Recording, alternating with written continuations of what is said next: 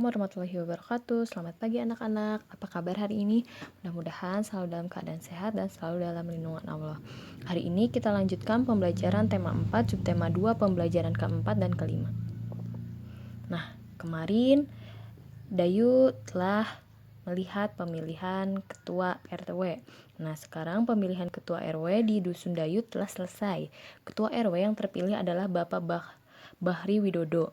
Pak Bahri Widodo akan menjabat sebagai ketua RW selama 3 tahun. Beliau boleh mencalonkan kembali sebagai ketua RT, ketua RW setelah selesai masa jabatannya. Tahukah kamu mengenai tata cara pemilihan ketua RW? Simak penjelasannya berikut. Nah, tata cara pemilihan ketua RW diatur dalam peraturan daerah. Peraturan tersebut dapat berbeda untuk setiap daerah di Indonesia. Berikut penjelasan mengenai tata cara pemilihan ketua RW. Yang pertama, membentuk panitia pemilihan ketua RW. Kepengurusan panitia ini harus disetujui oleh kepala desa setempat. Berikut merupakan tugas panitia pemilihan ketua RW. Yang pertama, menyeleksi calon ketua RW. Yang kedua, menetapkan calon ketua RW yang memenuhi persyaratan. Yang ketiga, menentukan daftar pemilih. Yang keempat, menyusun tata tertib pemilihan ketua RW. Dan yang terakhir, menyelenggarakan pemilihan. Yang kedua, pendaftaran calon ketua RW kepada panitia dan penetapan calon ketua RW. Calon ketua RW harus mendaftarkan diri sebagai panitia. Setelah pendaftaran selesai, panitia akan menyeleksi calon ketua RW dan menetapkan calon ketua RW yang akan maju dalam pemilihan. Yang ketiga, penyelenggaraan pemilihan ketua RW. Pemilihan ketua RW diselenggarakan oleh panitia. Pemilihan tersebut harus berdasarkan luberjurdil, langsung, umum, bebas, rahasia, jujur, dan adil. Ketua RW dipilih oleh warga masyarakat yang telah memenuhi syarat. Salah satunya yaitu telah berumur 17 tahun atau sudah menikah.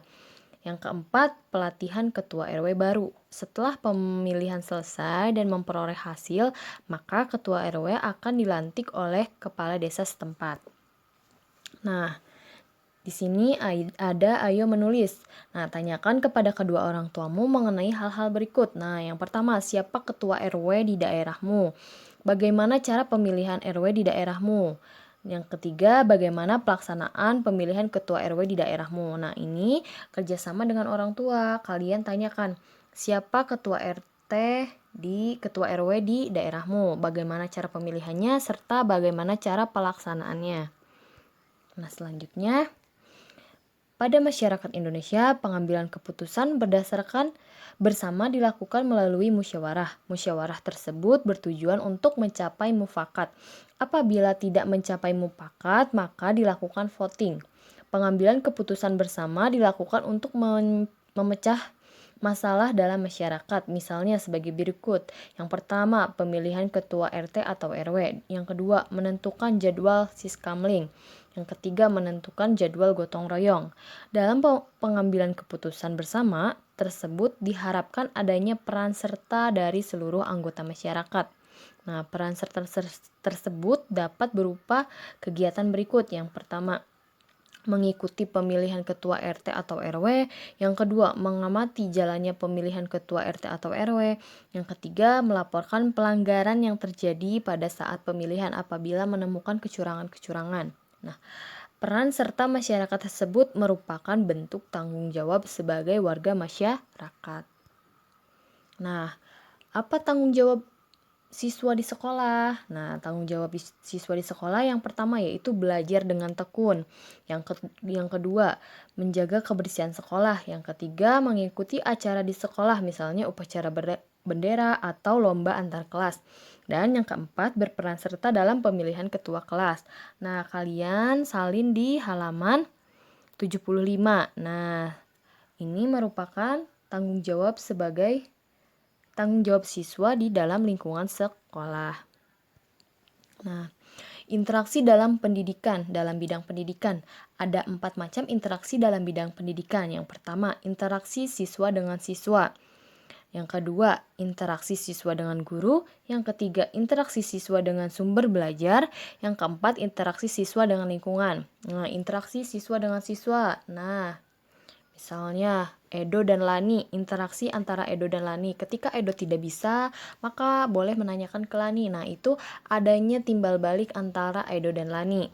Nah, interaksi siswa dengan guru, itu juga merupakan interaksi. Ketika siswa tidak paham dan guru menjelaskan mengenai penjelasan tersebut, maka di situ akan adanya timbal balik. Nah, yang ketiga, interaksi siswa dengan sumber belajar.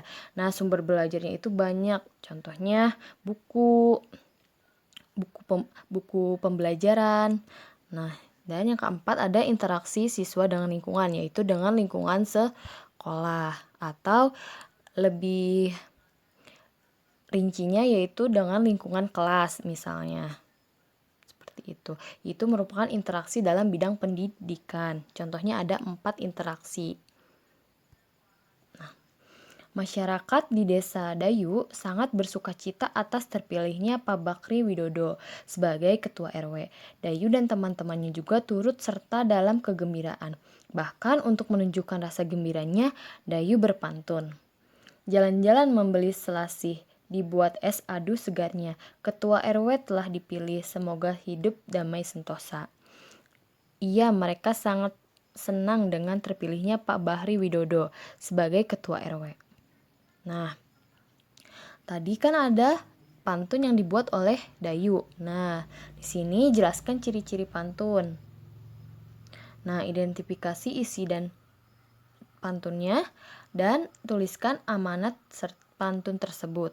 Nah, kan kemarin di pembelajaran sebelumnya juga kita sudah belajar mengenai pantun. Nah, kita ulangi sedikit di sini. Nah,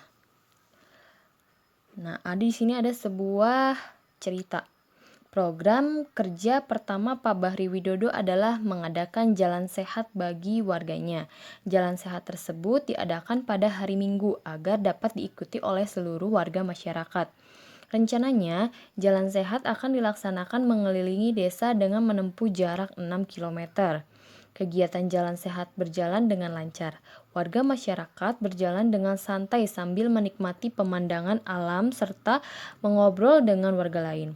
Sesampainya di garis finish, warga akan dihibur dengan kesenian daerah sebagai sebagian menikmati makanan yang telah disediakan. Nah, kegiatan jalan sehat merupakan contoh interaksi manusia dengan lingkungan, baik lingkungan alam maupun lingkungan sosial.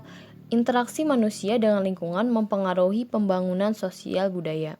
Selain itu, upaya pembangunan di bidang sosial budaya dapat dilakukan melalui pendidikan, baik pendidikan formal maupun informal. Melalui pendidikan, maka akan tercipta kesejahteraan masyarakat. Berikut contoh aktivitas masyarakat dalam upaya membangun sosial budaya. Yang pertama, mengikuti wajib belajar 9 tahun yang telah dicanangkan oleh pemerintah. Yang kedua, mengikuti pelatihan keterampilan seperti menjahit, membatik, dan membuat karya kerajinan lainnya. Yang ketiga, yaitu turut serta dalam organisasi masyarakat.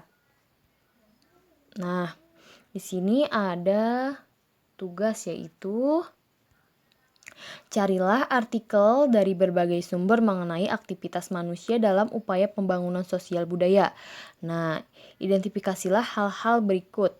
Yang pertama, apa saja aktivitas yang dilakukan masyarakat dalam pembangunan sosial budaya? Yang kedua, apa pengaruh aktivitas mereka lakukan terhadap pembangunan sosial budaya di Indonesia?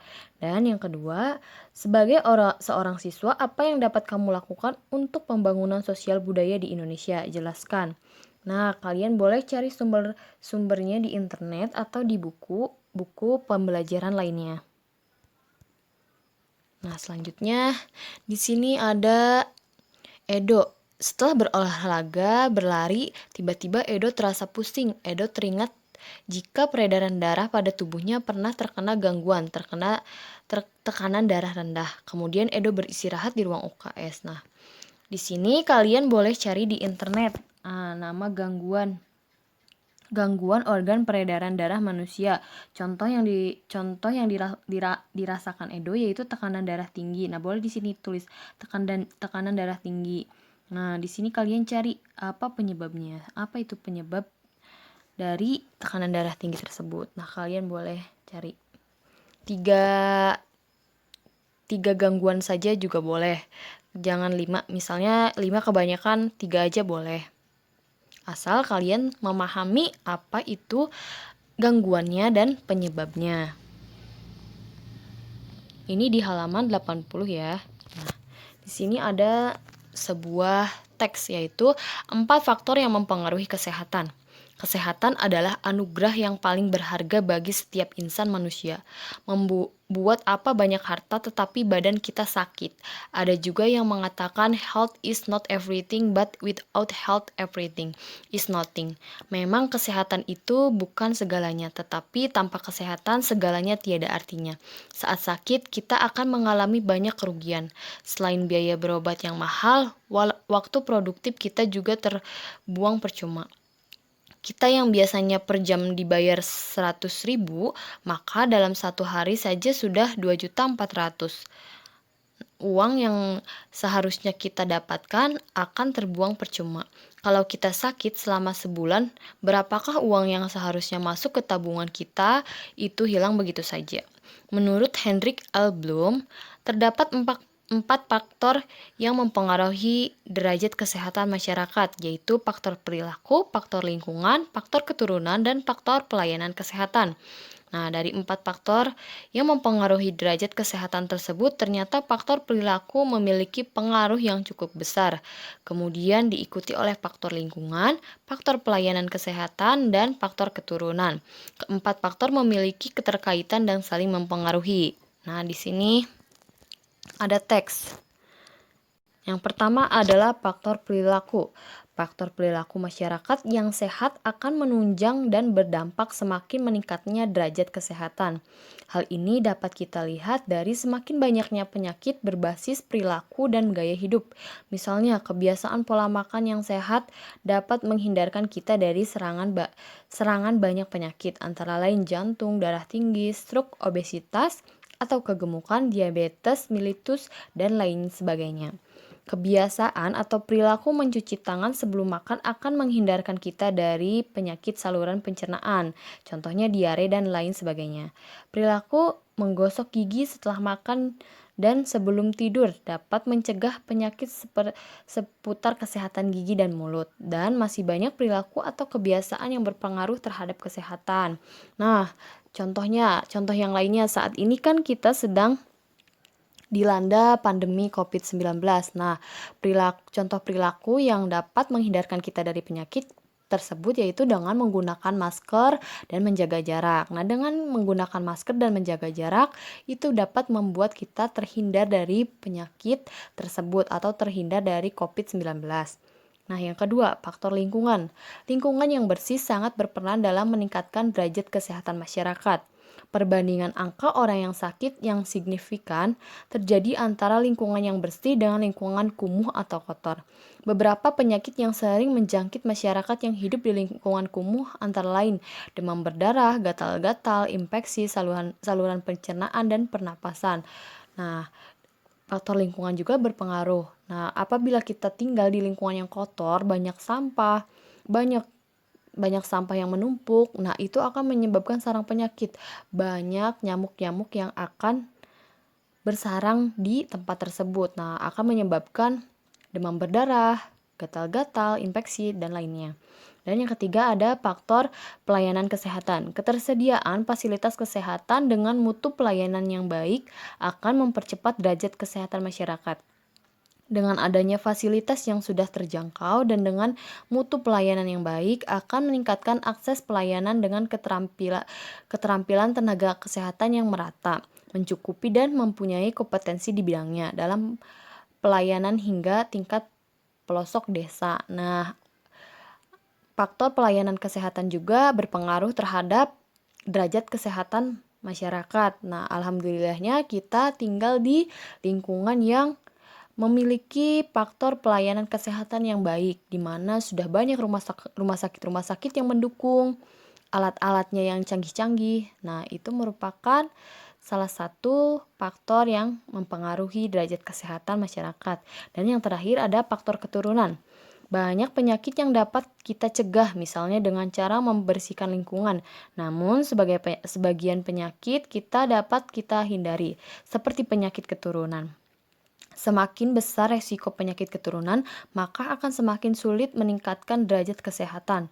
Untuk mencegah penyakit keturunan, perlu ada konseling perkawinan yang baik. Keempat faktor di atas saling berpengaruh dan tidak berdiri sendiri. Oleh karena itu, upaya pembangunan sarana kesehatan harus dilaksanakan secara berkesinambungan dan secara simultan. Upaya yang dilaksanakan harus komprehensif, mencakup upaya preventif atau pencegahan, kuratif, dan rehabilitatif. Pemerintah sebagai pembuat regulasi harus berperan aktif dalam pembangunan sarana kesehatan serta pelaksanaan kesehatan secara menyeluruh. Selain pemerintah, dimulai dari diri kita sendiri, kita harus menjaga kesehatan kita, mulai dari menjaga lingkungan kita, menerapkan hidup sehat atau gaya hidup sehat. Nah, itu dapat meningkatkan derajat kesehatan masyarakat. Nah, selanjutnya kita belajar ke jenis-jenis pola lantai dalam tari. Nah, pola lantai adalah garis yang dilalui oleh para penari saat memperagakan gerakan-gerakan tari. Ada dua macam pola lantai utama, yaitu pola lantai lurus dan melengkung. Nah, di sini ada pola lantainya. Ini pola lantai lurus ke depan, pola lantai diagonal, zigzag, melingkar, lengkungan ke belakang, dan pola lantai lengkungan ke depan. Ini merupakan pola lantai dalam tarian. Nah, di sini ada sebuah gambar, ada gerak 1 dan gerak 2. Di sini ada pola lantainya. Pola lantainya apa? Nah, kalian bisa lihat pola lantainya. Apa yang digunakan Siti dan teman-temannya untuk melakukan gerakan tersebut? Ini apa? Nah, lalu bagaimana Siti dan teman-teman menggerakkan propertinya? Uraikan gerakan Siti dan teman-temannya pengamatan tersebut, gambar di atas. Nah, di sini mulai dari lihat kakinya. Ini kakinya jinjit. Nah, kalian deskripsikan di sini menggunakan pola lantai apa. Nah, dan detail sampai ke gambar-gambarnya. Nah, ada sebuah pantun, jalan-jalan ke kota hujan naik turun, melewati bukit. Jangan lupa gerakan badan supaya kita tak pernah sakit. Hitam legam, burung gagak, terbang bebas di langit tinggi. Okelah kawan, ayo bergerak, sepatu roda suka hati. Nah, ini merupakan pantun yang berisi tentang menjaga kesehatan. Nah, salah satu untuk menjaga kesehatan yaitu dengan bergerak. Salah satunya yaitu contohnya menari, merupakan salah satu cara untuk berolahraga. Nah, dengan bergerak dan menari, maka denyut jantung akan meningkat, sehingga oksigen yang masuk akan langsung disalurkan ke seluruh tubuh dan menutrisi tubuh. Nah, ini merupakan makna atau isi pantun dari gambar tersebut. Nah, sekian pembelajaran untuk hari ini. Kurang lebihnya Ibu mohon maaf. Apabila ada yang tidak dipahami atau tidak dimengerti, boleh tanyakan langsung pada Ibu. Kurang lebihnya Ibu mohon maaf, ditutup. Wabillahi taufiq wal hidayah. Wassalamualaikum warahmatullahi wabarakatuh.